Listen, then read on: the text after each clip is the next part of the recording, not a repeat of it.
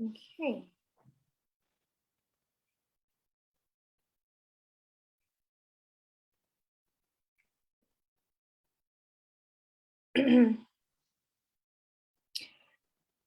Good evening or good morning, everyone, depending on where you're joining us from. Welcome to the Africa Matters webinar series.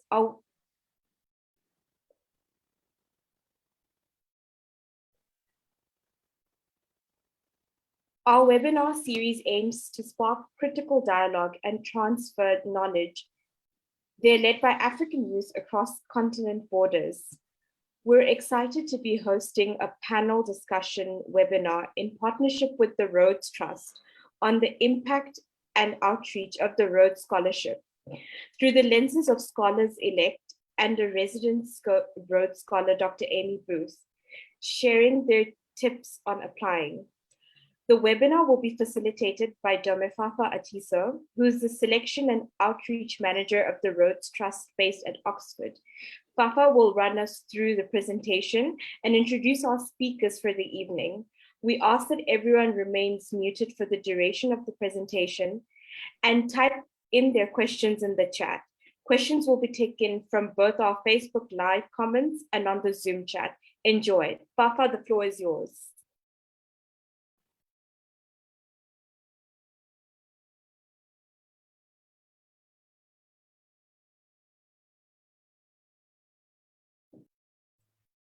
Hello, everyone. Can you hear me?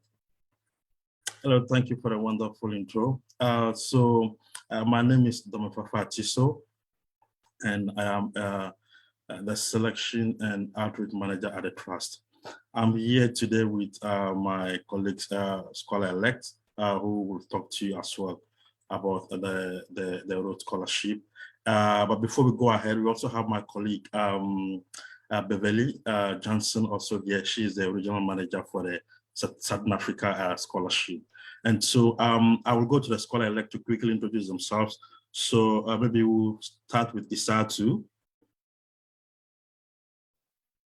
Hi, everybody. My name is Isatu.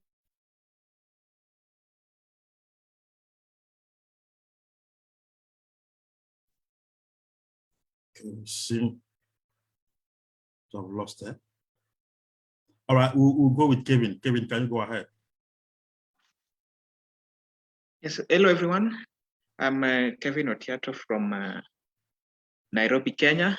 I'm the Rhodes Scholar-Elect from Kenya constituency 2022. It is very glad to join you in this webinar, and hopefully we'll be able to share what we have about the scholarship. Amy, you're next, please. Great, thanks so much. It's lovely to meet you all. My name is Amy Booth. I'm a 2021 scholar from South Africa. I'm actually currently in Oxford, so I've been here for about a year now, currently doing my PhD here. Alaa. Okay, so hi everyone, my name is Alaa. I'm a Rhodes Scholar-Elect Global Constituency for 2022, but I'm originally from Sudan. I'm super excited to be here with you today and share some of the experiences that we went through last year this time, and also help to be of value to you. Finally, Justin. Hi everyone, my name is Justin Winchester. I'm a Scholar-Elect, or one of the Scholar-Elects from South Africa at large. I just want to say thank you to the Africa Matters Initiative for having us all here today, and we're really excited to hopefully inspire some people to apply and make sure that you get the best out of the application process possible. Thank you. So I think we're going to proceed to the presentation. So I'm sharing my screen. Can you see my slides, the Rhodes Scholarship? Can you see that? Good.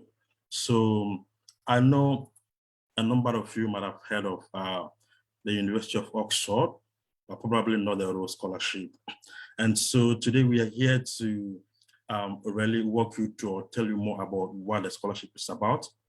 And as I said earlier on, we have the scholars or Scholar-Elect who will also share with you their experience as to how they applied to the scholarship and they became successful. And so we have four main points we want to touch on today. And the first one, sorry, I will talk about the Rhodes Scholarship. What is it about? So our history, our legacy, the findings and feats, and the social life that comes with it once you become a scholar. And so the next thing we'll talk about is, could you be a Rhodes Scholar? Is there a possibility for you? And so that brings in mind the selection criteria that are there for you to look at before you can decide to apply. And the third thing is, how do you apply? And so at this point, the scholars will really share with you their experience as to what you need, what the process is like, the resources that you will need to apply for the scholarship. And so they will walk you through each of these steps. And then the fourth one is myth busting. So the myth busting one is just to let you know that the scholarship is not just for certain type of people, a certain class of people. But again, so long as you meet the requirement and you feel that you're eligible, you can apply for it. And so what's the scholarship? What's a Rhodes Scholarship? This scholarship, the Rhodes Scholarship, is a fully funded scholarship. In other words, it's a very comprehensive scholarship where we take care of your flights once you become a scholar-elect till you come to Oxford. We pay for your tuition fee, and we pay for other costs that are related to academic work as well. And then there's also a return flight again back to your country of origin where you came from. And scholars, so the scholarship is only tenable in the University of Oxford all the time, and is for postgraduate studies. So whatever you want to study in Oxford is up to you to decide and convince the committee that you can do that.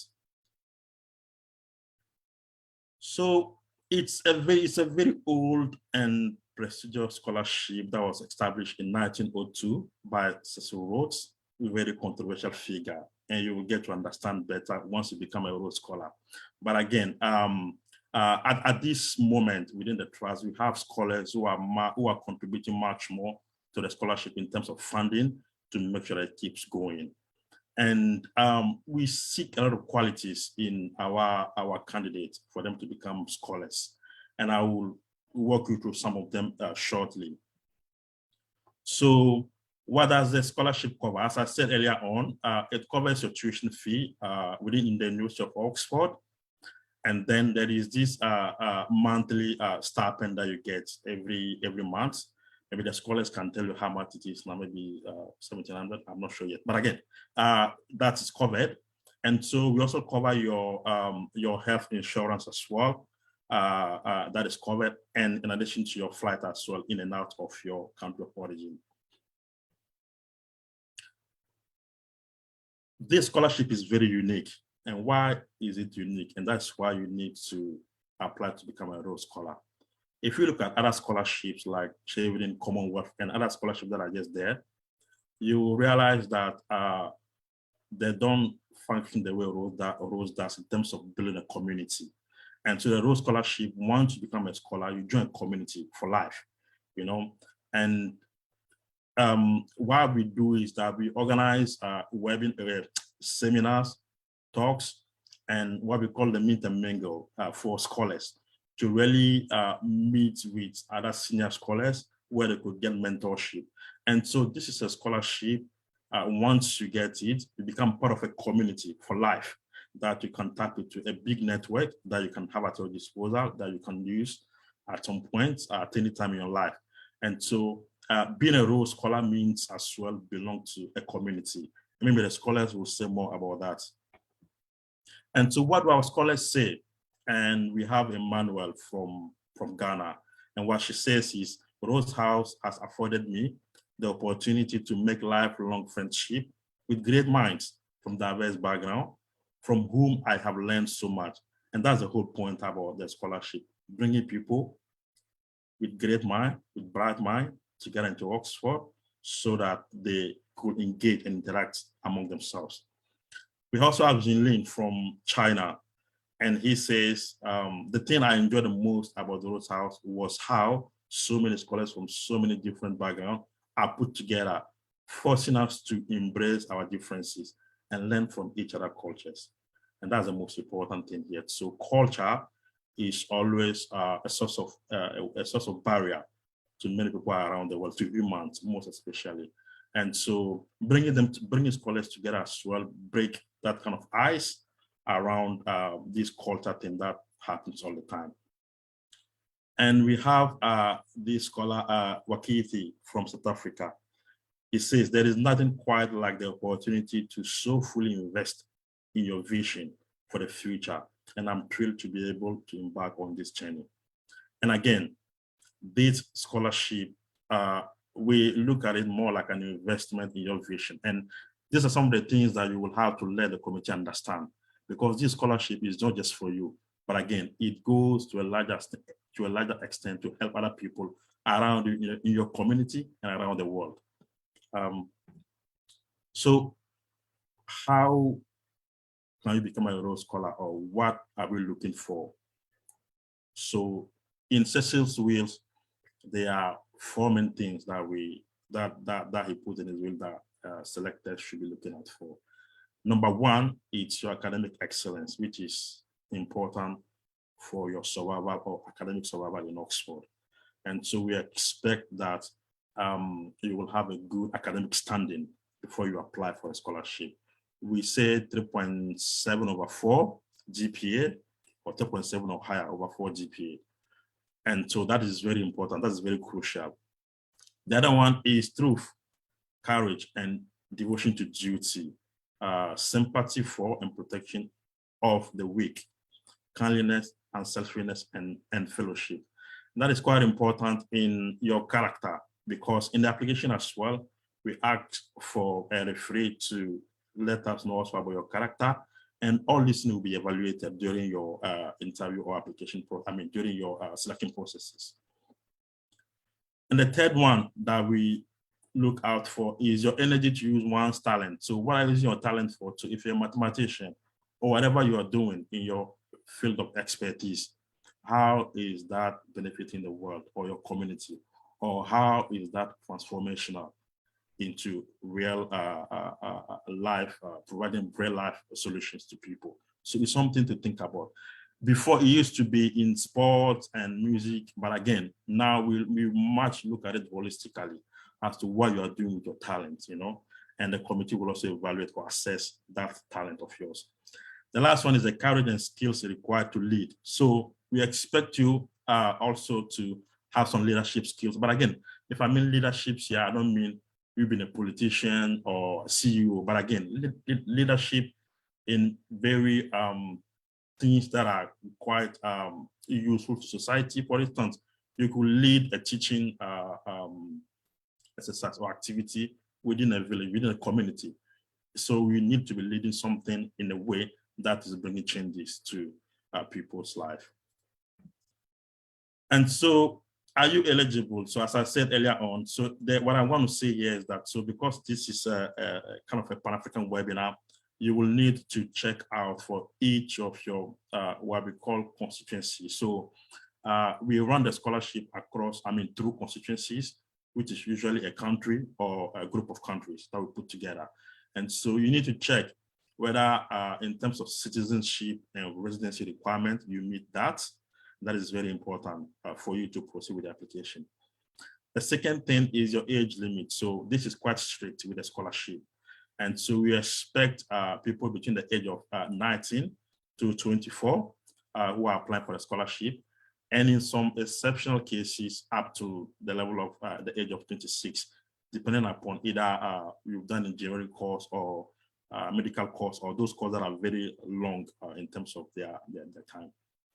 And so, as I said earlier on, it is for postgraduate studies. And so you might have just about completing your undergraduate or have completed it before you can apply for this scholarship. And then the academic requirement is the 3.7/4. And so at this point, I will hand over to my colleague Isatu. She will walk you through the online application system. So where will you get our application form from? And so we can go to that. So Isatu, the floor is yours. Thank you very much, Fafa. Unlike South Africa and Gambia, nobody tells you when light goes off, so it just poof. So sorry I had to drop out for a while.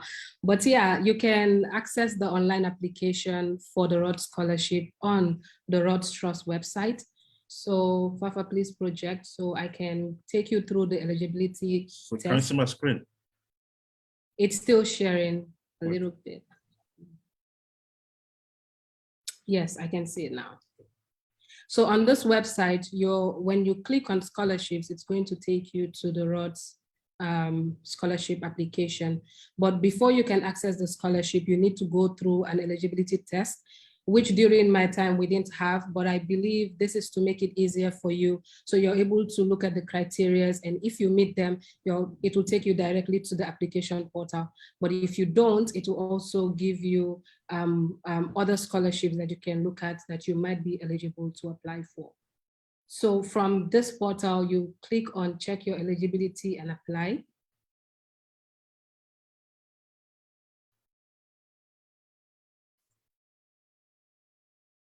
Right, so it brings you to this dashboard. So from here, you have to put in your country. For example, I am from the Gambia, and if I want to apply and I want to be sure whether I'm eligible or not, from where it states your country, you type in Gambia, for instance.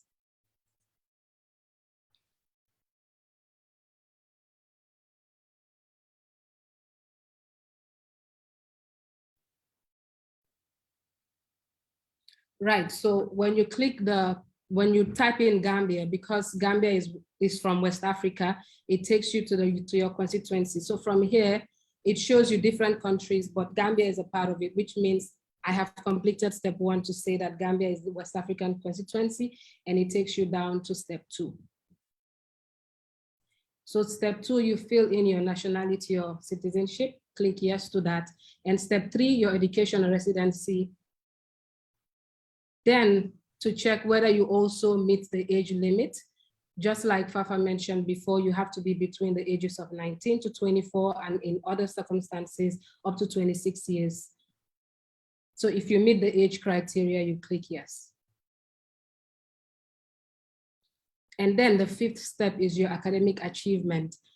All the requirements that have been mentioned, do you meet the academic achievement? If you do, you click yes to it.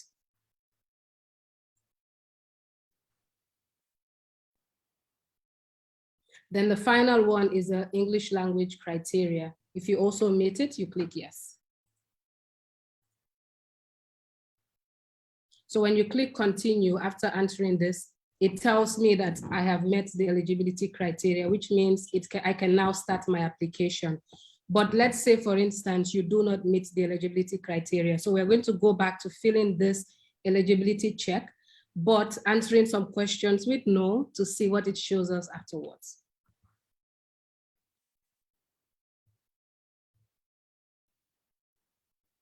So your country, we can still go with Gambia.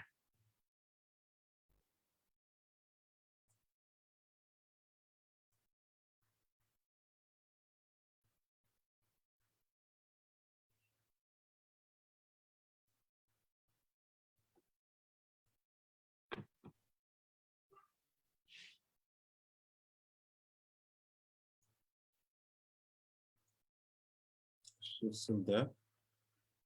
Isatu? I think we lost her. Okay, so as you're saying, so once, if you don't meet the criteria, you yes, go to... I'm still here. Can everyone hear me? We lost you. I'm still here. Okay.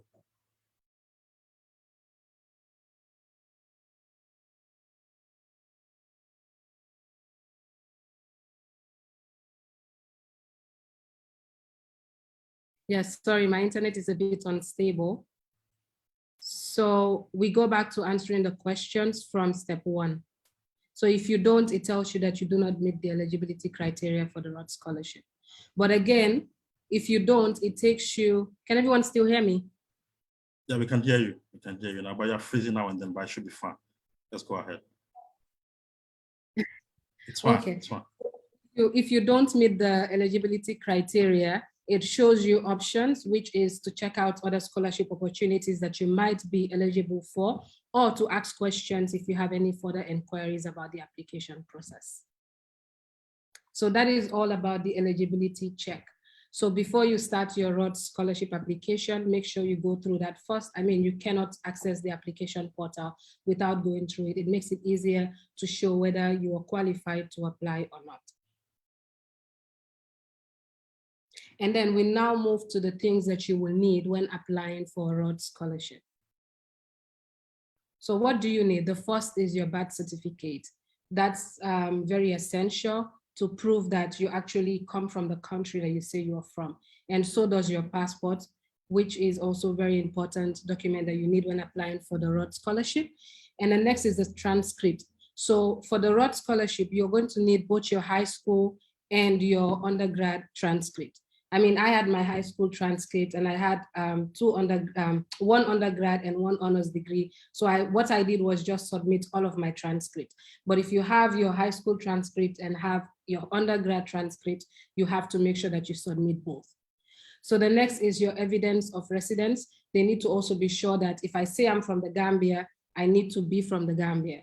So personal statement is also one of the most important write-ups that you need for your application, but my colleague is going to go through that with you and what you might require to write that.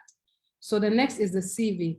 The CV is also key when applying for the Rhodes Scholarship, but you need to make sure that it's tailored according to the criteria for the application.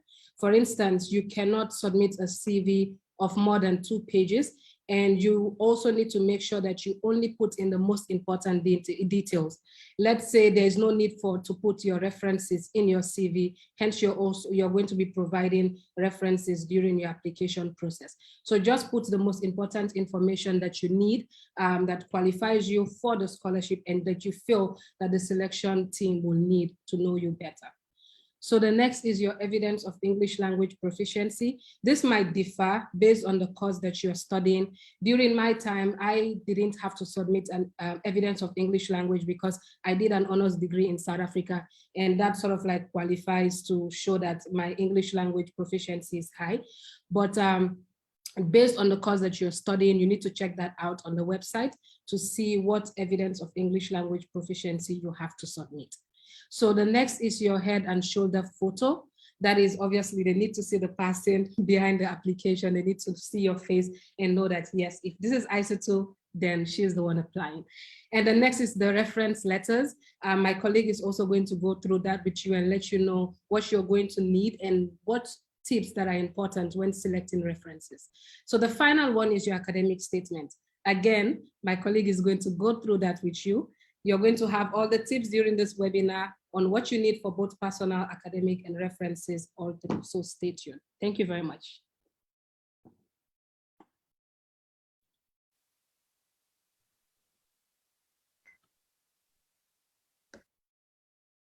Okay, so Alaa. Yes. Yes, go ahead with the personal statement.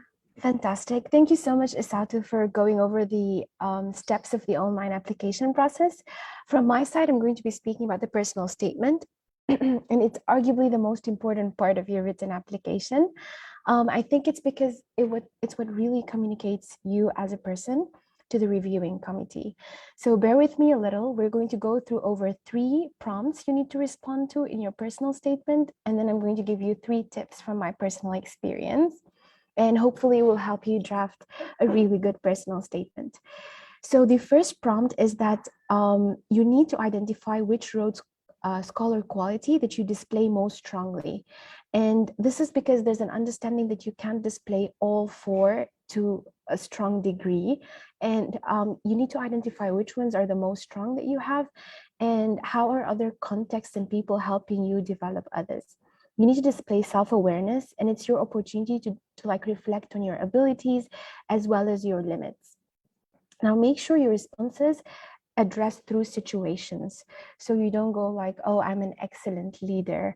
I'm very talented in X and X. You need to describe through situations how you embody specific Rhodes criteria, and make sure you understand that Rhodes Trust doesn't expect you to be a complete and finished individual. And so it's okay if you feel that you're not so strong on certain criteria. I did.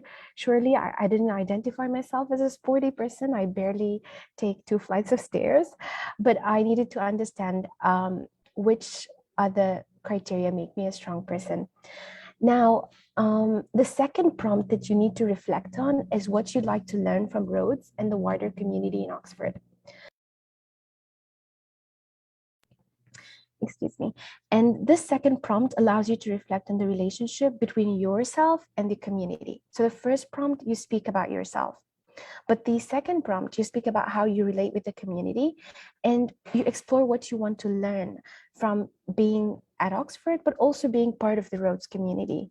And it will also be relevant for you to tie in what you want to learn from Oxford and Rhodes, and how you want to channel that to your goals and plans for the future. Again, don't be general, be specific. So don't be like, I would like to study at Oxford because it's the best university.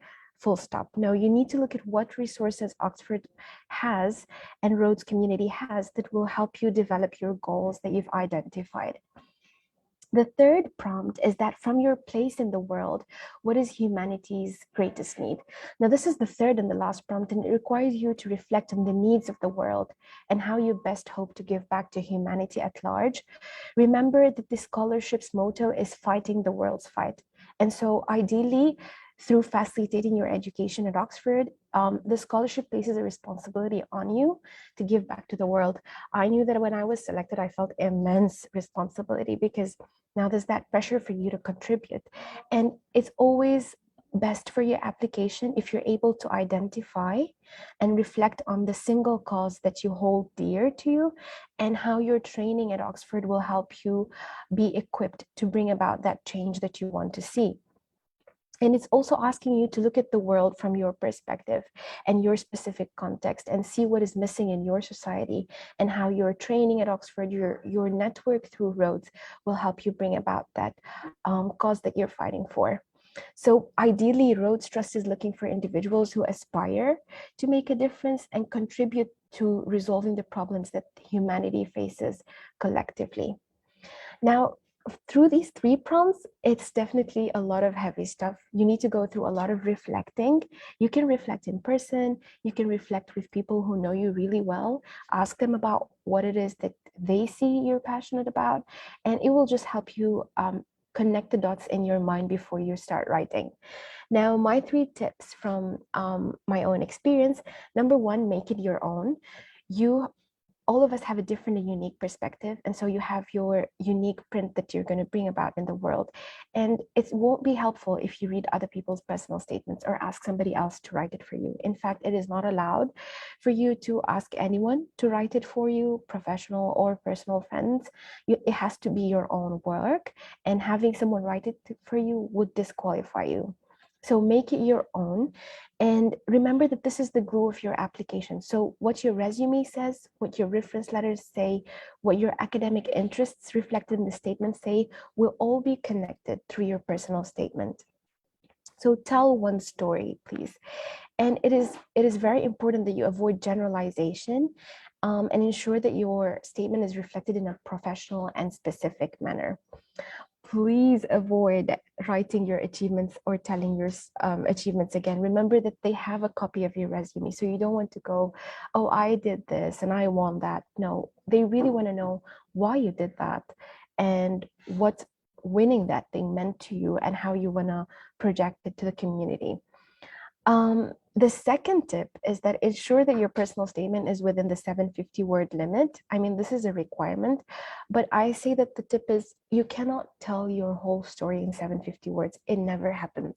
But what you need to do is touch on the important points to a sufficient degree so that you sort of like make sure that the reviewers have like an idea of your story, but also so that your personal statement is provoking and it leaves room for discussion and further questions in interviews. So remember that the personal statement is ideally going to be just your first encounter with your reviewing committee, and you want it to be have a smooth train of thought, but also like provoke further questions. The final tip is start early, write, reflect, rewrite.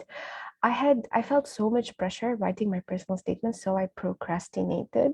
And I'm pretty sure that many of you would be there, but you don't have to write it perfectly from the first time. Just start writing. And then come to revisit it every other day in different environments. And you will notice that you will be improving it slowly as you get clearer about yourself. So definitely, I mean, I had 7 drafts by the time I was submitting. So it's really helpful if you start early. And please review your spelling and grammar checks. You don't want to be disqualified because of any of that. And finally, submit your story with confidence. It's your own story. Nobody else is going to have any other story like that. So be authentic and confident. That's it. And over to Kevin, who's going to talk about the academic statement. Yes, here we are writing now the academic statement. I think Alaa has really given good tips that could also come in handy when you're doing your academic statement, because they are both they're both types of writing. The only difference is that the content really they vary. So like what you need to understand is the academic statement tells your academic story. So here you are telling us, you are telling the panel, I mean, what you have achieved maybe in brief, and then tying it to what we are going to do in Oxford. So first of all, I would want to do this in 3 portions, so that the first part you really consider the preparations, and then you do the actual writing, and then some tips like the ones that Alaa has given you. So first thing you need to really understand that the academic statement helps you to tie your academic story, your academic past story, to your future story. So you should really, your postgraduate story, I mean. So you should really endeavor to tell the panel what is it that you are passionate about academically, and how do you want to further it when you move to Oxford. Again, it helps you to tell your academic expectations at Oxford, because you know, there, as you have been told, the scholarship is only tell about Oxford, so you really need to say about your expectations. So begin with the research, do research, and there are a lot of resources that can help you do your research about the academic things. So you need to research about the university maybe, and the website is a good resource for that. You also need to look at the course options that are available, that are tenable under the scholarship. You also need to talk to some scholars, maybe from your constituency, or just you meet online. You know, it's about building someone who is all round. So we also expect the panel, I think, expects you to be like someone who is socially healthy, let me say so. So to the content of now of your essay, I think first of all you really need to be, because of the word limit, because I understand that the word limit was during my time is what it was 750 words for the academic statement, but right now I understand that it has been lowered to 350. So that's that's really a small word count that you cannot really afford to put a lot of things that are not helpful to your application. So you really need to be to the point. You really need to be concise and to the point. So I would refer you to two major resources to check information about the course that you want to do. So consider A to Z of Oxford University. There's a particular page dedicated for that. So from there you'll be able to look at the courses offered at Oxford and tie them. It's not just looking at the courses and their names or something. You need to tie them to what you did in your undergrad or previous levels of study, and you need to tie it as well to your personal goals, career-wise, what you want to do to your community. I think that really helps. So consider A to Z of Oxford University graduate courses as a good resource for that. Again, another document that I want to refer you to is the conditions of tenure. So there is a Rhodes Scholarship as a document that states which courses combination can be taken by the scholars and what have you, and the total time of the scholarship. So as you know, the basic tenure for the scholarship is 2 years. So you really want to be within that, but there are certain exemptions. So like you can decide maybe to take a 1-year taught course. So you'll take 2 of them, 2 masters, one for the first year and another one for the second year.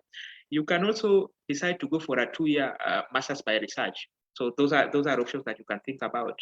So look at your area, whether you'd like to go for an MPhil or a BPhil or masters by research. Those courses take 2 years and they are research courses. Then you can also in physical and in mathematical and physical sciences, you are allowed to go for a direct DPhil. So you can decide that you go for a 3-year DPhil, and the scholarship would be able to fund you in the 3rd year based on your performance. So I think that is something you need to look at. There are 4 DPhil courses. When you look at that, there are 4-year DPhil courses. So for those, I think in the tenure it is stated that you must contact the registrar before you decide on taking those.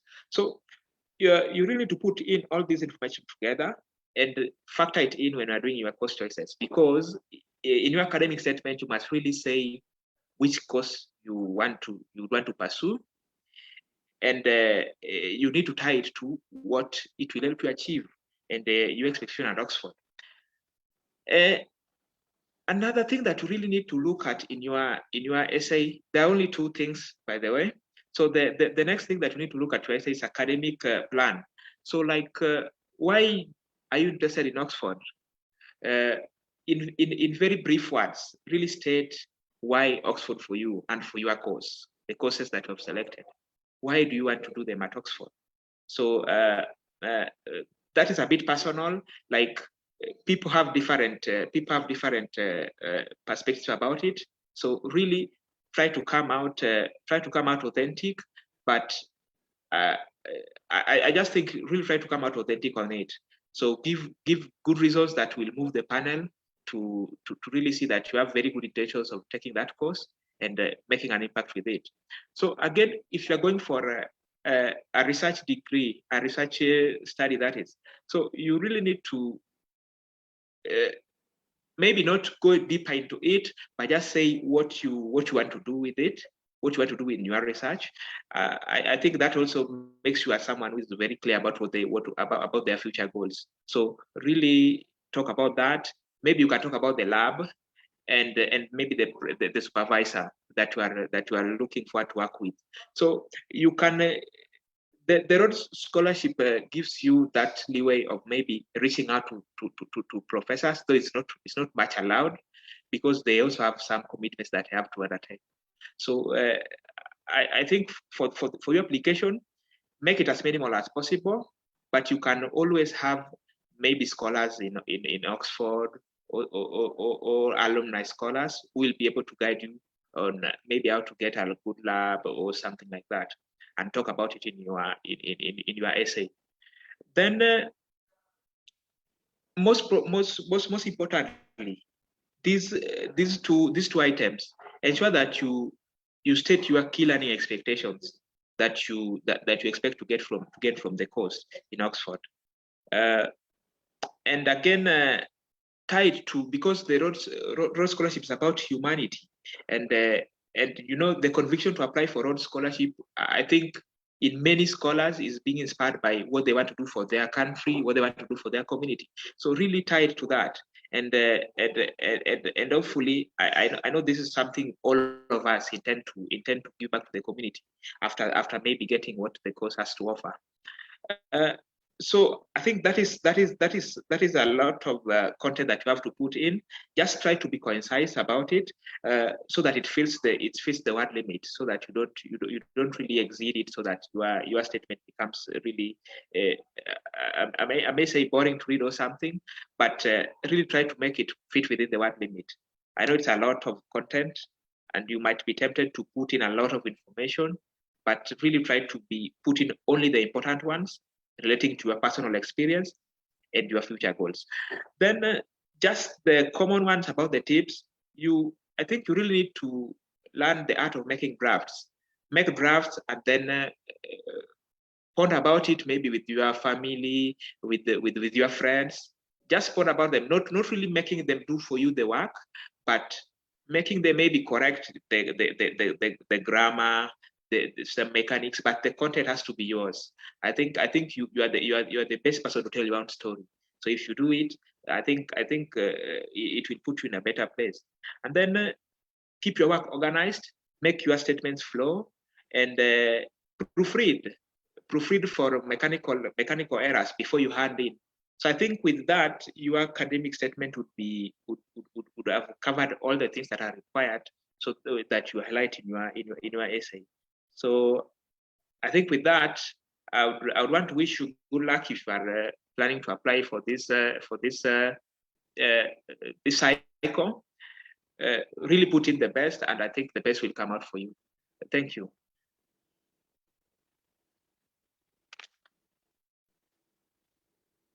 So we'll now, thank you, Kevin. So we'll now move to Kevin. Justin.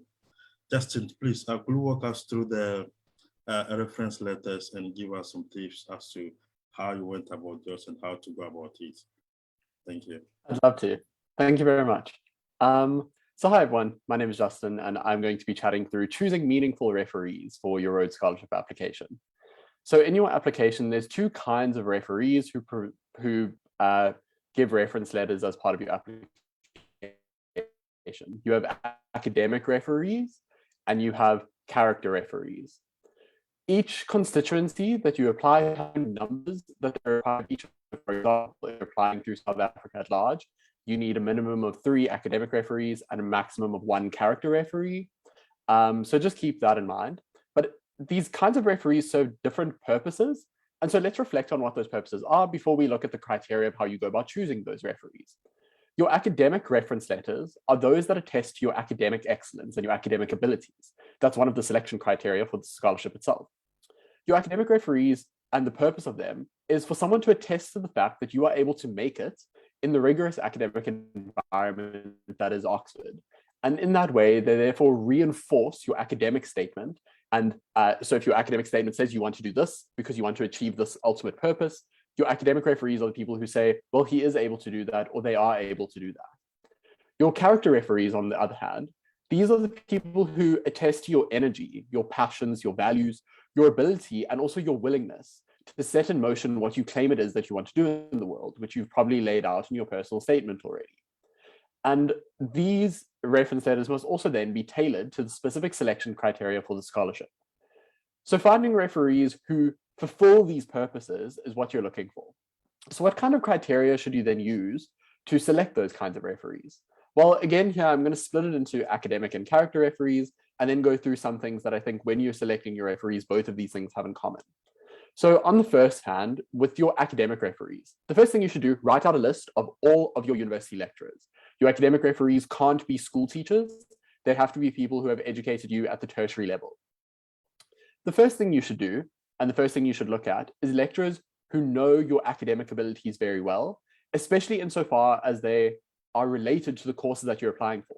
So for example, if you're applying for a research-based course, like a Master's of Philosophy or a Doctor of Philosophy, you want lecturers who are able to place emphasis on your ability to conduct research. The second thing that you should consider when choosing your referees is what I like to call field relevance. So these are people who work in the same kind of field or on the same kinds of topics that you're very interested in. So if, for example, you're really interested in inequality economics and you perhaps took an elective in that, try get one of your lecturers who took you in that elective or who's also interested in that area or that field to write a reference letter to speak about how you engage in that field, what you know about it, what you are able to contribute to it through studying at Oxford. The third thing, or the third criteria then for your academic referees, is what I would call career relevance. So these are people who are essentially working or have worked in the same line of work that you want to do one day. This could mean working at the very specific company or organization that you want to work for, or it could mean that they work in the same kind of like occupation. So if you want to be a very specific kind of doctor, if you want to be a very specific kind of lawyer or an advocate or a judge, and those kind of things. So those are the three things that you should look at for your academic referees. Your character referees, on the other hand, you have far more freedom here to choose who you want to write your character references. But two things are important when it comes to their reference letter. The first one is they must demonstrate that they know you as well as the values that you hold. But secondly, and more importantly, that they've seen you use those values to make an impact and can detail what that impact was, so that the Rhodes panel knows that you are able to continue this impact in the future if they choose to give you a scholarship. What both of these kind of referees have in common, and what you should do in respect of both kinds of reference letters, is firstly, dispel clout as a criteria for who you get to write your reference letters. It doesn't matter if the person who writes your reference letter starts with professor or doctor or associate professor or Mr., Ms., anything along those lines. It doesn't matter. The Rhodes panel don't care. They care about whether someone has provided a credible and holistic view of you and a very good reference letter of you. It doesn't matter what their like prefix is. Secondly, choose people who know you the best, who know you very well and know you very intimately, because they will then be able to write more specific reference letters which add to the credibility of them. And finally, the last thing that I would say is consider getting a diverse range of referees. This is so that they can do two things. The first is to corroborate each other. So if they're all emphasizing that you have the same kind of skills and the same kind of values, that shows the Rhodes panel that this is something that a lot of people think about you. But secondly, you also want to get diversity in your referees so that they speak to the full range of your talents. And so the Rhodes panel is pointed to different aspects of you that are highlighted through your different referees. The goal here is that there must be a golden thread that runs through all the parts of your application to strengthen your application, to paint an authentic, cohesive, and comprehensive picture of you and who you are. Admittedly, the referee process is very nerve-wracking. You almost have no control. And it's at this point that I should emphasize that you don't get to see your reference letters. They're entirely confidential from you. You put in your lecturers' names and their email addresses on the Embark application portal. And after that, your fate is kind of in their hands for the most part when it comes to those letters. However, and a lot of people get really nervous about that because they're like, well, then how do I make sure these references are meaningful? Well, I'm going to give you hopefully 3 hacks, I suppose, that you can use to make your referees meaningful. The first one, make contact with them early and send them your application documents, like your personal statement, your academic statement, your CV, if you have them, or even if you have drafts of them. Or at the very least, send them the general ideas of what it is that you're applying for, what you want to study at Oxford, why you're applying, and all those kinds of things. The second thing is tell them what you want them to speak about or what you want them to speak to about you. So in the academic context, tell them if you want them to speak to your classroom engagement, to your research skills, to your ability to work well in a group, to your knowledge in a specific subject, things that will aid your application, not only to Oxford, but also for the Rhodes Scholarship itself. Your character references, ask them to speak about very specific instances that you point out to them that you feel like you've demonstrated your values the most and you would like for them to emphasize. And the third thing I would say is invite them to chat to you and get to know you. In that way, they're able to write a more personalized and therefore more credible reference letter. So that's the end of what I have to say about choosing meaningful referees. Good luck to everyone with their applications. And please make sure to believe in yourself and don't self-reject. Never be the person who gives yourself the no, always let someone else give you the no. So send in those applications, all the best. And I think I'm handing back over now to Alaa to speak about the interviews and the interview process. Thank you so much, Justin, for that overview. And I think I have to add my voice to the latest thing you said. Please don't self-disqualify yourself. When you put in your application, you have a 50% chance.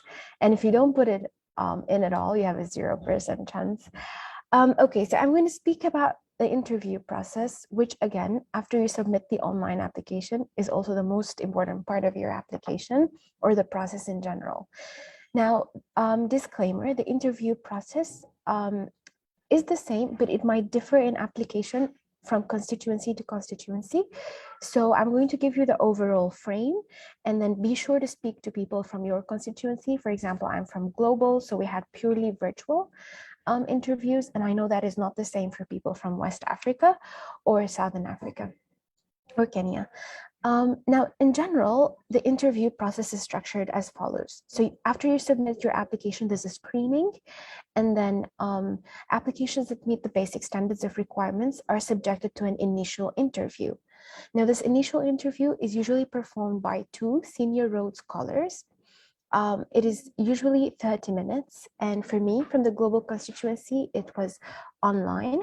And it was more so an interview that looked into what you want to study, why you want to study that, why Oxford, why not any other university, and why the Rhodes Scholarship, why not any other Rhodes Scholarship. So you see, these are core questions that you really need to ask yourself, so that when you're asked, you're able to defend your position in a strong and succinct way. Remember that they're usually short interviews, so remember to always have concise answers and avoid beating around the bush. I think it will waste a lot of time in a very short interview, and it will also not reflect positively. The second tip is that please just be confident. And I think what helps with confidence and reducing stress is understanding that interviewers just want to understand you better. And the more relaxed you are, the more better you're able to reflect yourself. And practice makes perfect. So please have friends or colleagues ask you these questions and see how you position yourself and how you position your responses. Now, provided that you pass through the initial interview, there is another selection process. So I think they shortlist only 10 to 12 finalists. It might differ from constituency to constituency, but for Global, those were the numbers. And these finalists are then subjected to another level, which is the social engagement and the final interview. Now, the social engagement is an opportunity for you to meet your fellow finalists and your panelists who will interview you the second day in sort of an informal setting, but please be aware that you're also going to be like, I don't want to say judged, but it's also part of the application process. So they do like look at your social engagement and your performance in it when they make the decision. The idea of the social engagement is that they want to see how you're able to communicate and establish conversations, how you're able to respond to certain prompts, and they can be general questions about the refugee migration crisis, about the economic crisis, or about a recent political occurrence. And that's why it's very helpful that during this period of your Rhodes application, or even months before, that you stay up to date with the news in general in your country and also globally. It's very important that you read a lot of news, know what's happening, not only know, but actually ask yourself what you think about that.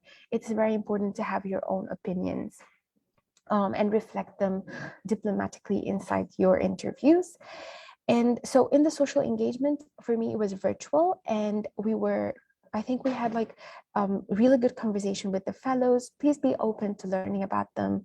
The finalists are usually great people from all around the world. I still admire a lot of people that I met and have genuine conversations, and also interact with the panelists. It will help take stress, because the next day will be the final interview, where you have 7 to 9 panelists.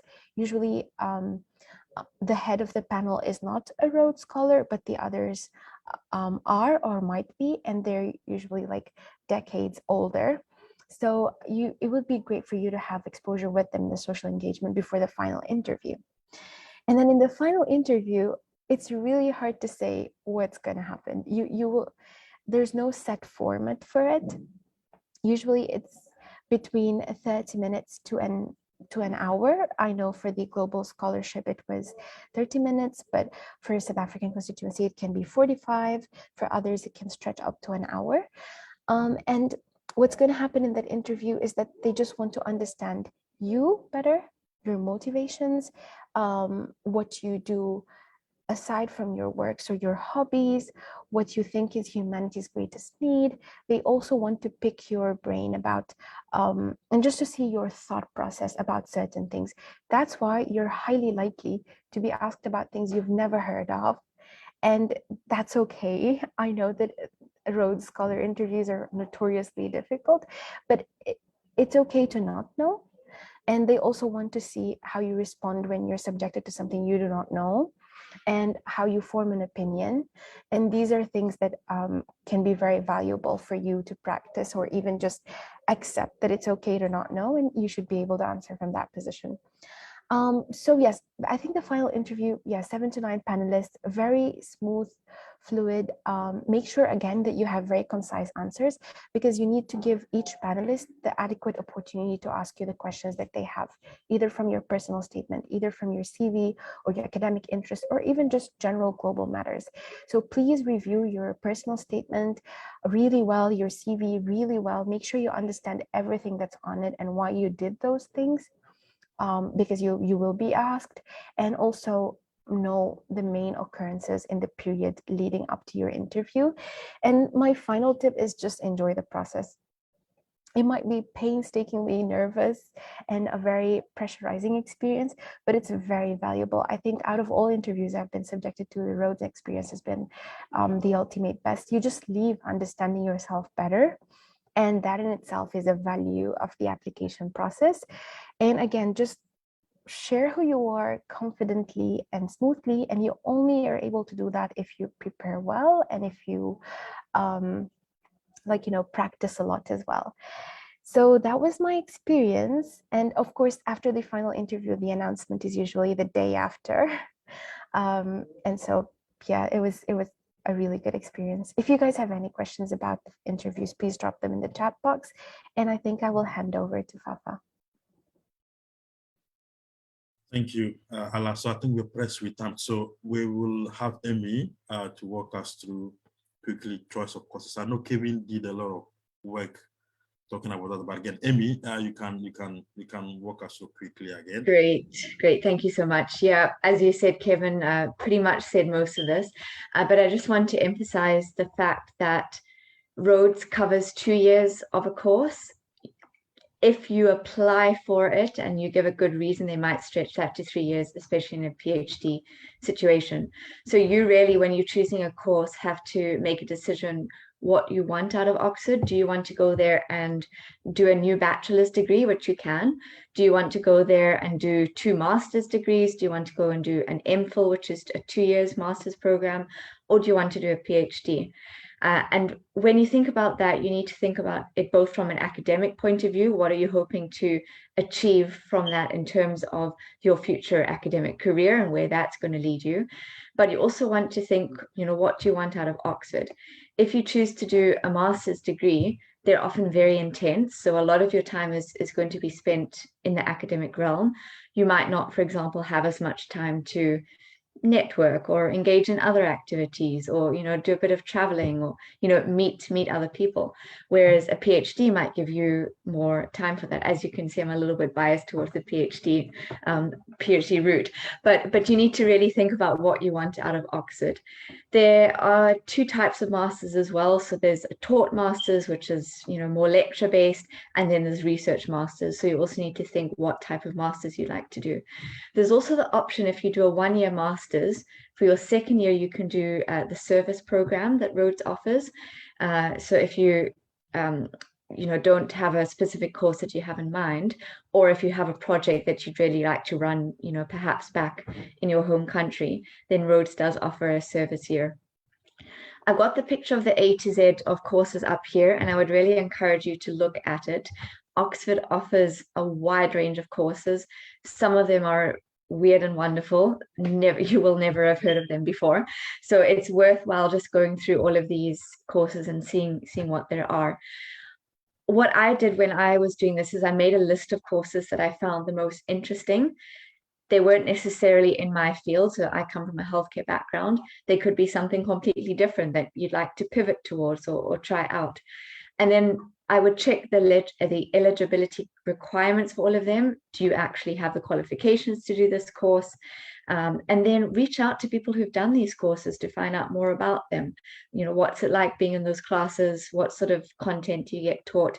Is that really what you want to be doing? And then decide which one fits best with your life story, with your goals, with your academic and future career aspirations, and then start the application. You are allowed to do more than one application. So if you have 2 courses that you find interesting, you can submit 2 applications and see what comes from that. You also don't have to do the course that you said you were going to do in your interview. You can completely change. So I said I was going to do a master's, and then I pivoted to a PhD. So you can change that after you get the Rhodes Scholarship. I'm also just briefly going to be talking about life at Oxford. So I've been here for about 10 months now, and I guess in telling you about life at Oxford, I don't want to make you, completely jealous, because it's great, but I also just want you to think about, does this life really suit you? Is it actually what you want? Do you want to do Oxford, or would you rather, go somewhere else? So I like breaking life in Oxford down into 3 areas. So there's life in the city itself, and as you can see, there's a wider range of beautiful buildings, some really old architecture that you can enjoy. There's also a bit of nature when the sun shines, which it is at the moment. But there's also the academic life in Oxford. So you're going to have your own cohort of classmates that you're part of, fellow PhD students that you're working with. So that's a really great space to get to know people from all around the world, to have really interesting conversations with people, and to learn a little bit about life in academics and outside. And then when you come to Oxford on a Rhodes Scholarship, you also have the Rhodes community. And the Rhodes community is really second to none. I mean, Fafa mentioned it right in the beginning, but the moment you win the scholarship, your life completely changes. You join a cohort of the most incredible people from all around the world, politicians, CEOs, people who work in NGOs, just really incredible people. And so that network that you have, all the events that Rhodes offers, they take you away for leadership courses and everything. All of that is really incredible and very valuable as well. So if this is something that you're interested in, then I would really encourage you to go for the Rhodes Scholarship. It's a great opportunity. If you don't get it, that's also okay. The process itself is incredibly valuable. And as you were shown in the beginning, there are other scholarships that you can apply for if Oxford is your goal. And again, I would echo what Alaa said, is please feel free to reach out to me if you have any other questions and you want any advice. Thank you. Thank you, Amy. So Simona, do you have any question in the chat? Not yet? Hi, Papa. Thank you. No questions. No question in the chat. Okay. So you can just round us off and I will close it. Okay. So as you can see from the screen, so just to summarize what we've been saying, the application process usually starts in June, and depending upon the constituency, they close in September. And then we have interviews happening between October and December. Now we moved it to November because some of the courses are going to be starting earlier for students, for scholars to apply to come to Oxford. And so from December until March, that's where you apply to come to Oxford, because don't forget the Rhodes Scholarship, you are awarded a scholarship, and then you now apply to come to Oxford. And then the last stage is for you to arrive into Oxford once the scholarship is awarded. Now, I talked about the myth busting. So this is quite important, and we want to be sure that people don't dismiss themselves. And so you ask yourself, am I that type of person? And so the scholarship will welcome people from different background, diverse background, wherever they come from, gender, sexual orientation, we don't care. So long as you qualify and meet the requirement, please do apply. The other one is, I'm at the top of my class. Yes, academically, we expect you to, academic excellence is very important. But again, As I said, the committee will assess how that excellence is really transformational in society, as I said earlier on. And so the characteristics of your talents will really be assessed by the committee as well. So academic excellence is important, but again, your character and how that excellence is working out for your community is also important. And also, I can't apply because my country is not listed as a road constituency. So, which is true. If it's true, what we do now is that we've created a scholarship, a new scholarship 3 years ago, which we call a global scholarship. If you check our existing constituency and realize that your country is not part of those constituencies, you can apply through the global scholarship. And so it's also the myth that you might have done months of volunteer works abroad or started your own NGO. It's not true. So as I was said earlier on, we are talking about leadership in whatever you are doing. As little as it looks in your eyes, the community wants to hear how transformational, or how it is changing society or people's lives. That is the most important thing. That is the most important thing here. And you need to convince the committee that the work you've been doing is worth them, the committee awarded the scholarship for you to keep doing that. And you have to be a political leader. Again, that was used to, it's a myth. You don't have to be a politician or you have to become a minister or be somewhere, no. The most important thing here is that we have Rhodes Scholars to the community who are ministers. One was president. They are all civil servants. But again, the most important thing here is that how are you using your talent? We have journalists, we have academics who are very kind of influential in their field. And that is the most important thing here that the committee wants to know. And finally, we'll ask you to stay in touch. But before I wrap up quickly, and if we still don't have any question, so somebody says, I wanted to apply for a Rhodes Scholarship, but I'm already 27. So maybe you want to check the eligibility checker, go through it and see first whether it's not going to work for you. Okay, another one from Caroline. Please, could I ask that you show the timeline again? Okay. Fafa, also, someone, yeah. She wanted to show she wanted me to show the timeline again. Let me do that for her. Is it this one? Yes. Good. Yeah, Simona, go ahead. No, I just wanted to indicate Caroline's question. Okay. I think she said that's fine. I think we can respond to Tanaka's question about the eligibility. Do you want to project that slide? So what I'm saying is that what he can do, he can go to the website and check for his eligibility, whether he's qualified or not. The website, I think that's better. The eligibility checker that we just showed, that Isatu showed. So I think that's better for him. If he is not satisfied, he can write to us. So I think what I want to say here is that, and I'm going to speak from a selection manager perspective, and a lot has been said here, and we're behind time. But again, there are two main things that I want to say here. So actually three. So number one is that invest time in your personal and academic statement. And Alaa and Kevin said that already. I have seen applications where people submit like 1 or 2 sentences for their statement and academic statement. It doesn't go anywhere. And that's the difference between a good and an average candidate. The other one is the letter of reference. You have to make sure you get good people who can give you reference, because we've seen candidates who put in a lot of effort into the application, but at the end of the day, the referees, they let them down by giving them like a letter like, oh, he's good at coming to class early enough. That's just not right, you know, things like that. So make sure you get someone who have a positive view about you, as Justin said, and who can have time for you to give you a good letter.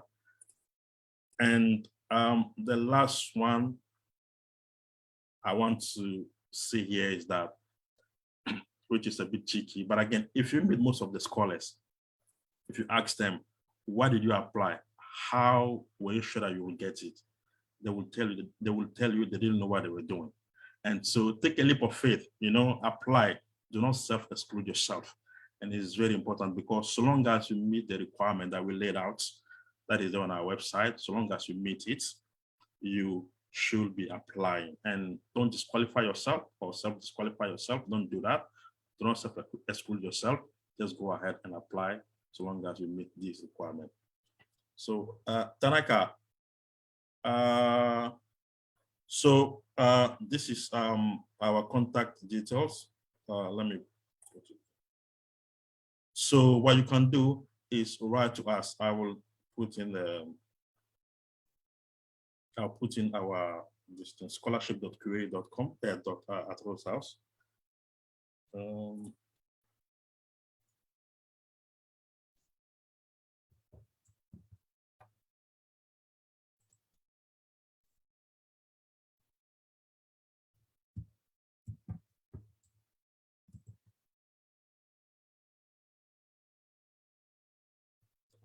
Just a minute.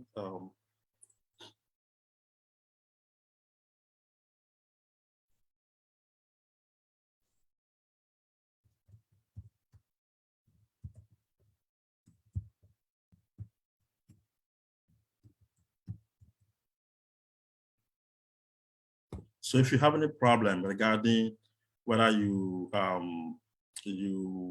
doubting whether you're qualified, you went through the eligibility checker and you feel like you're not you qualify, you're not sure, just write to us and then we will take it up for you.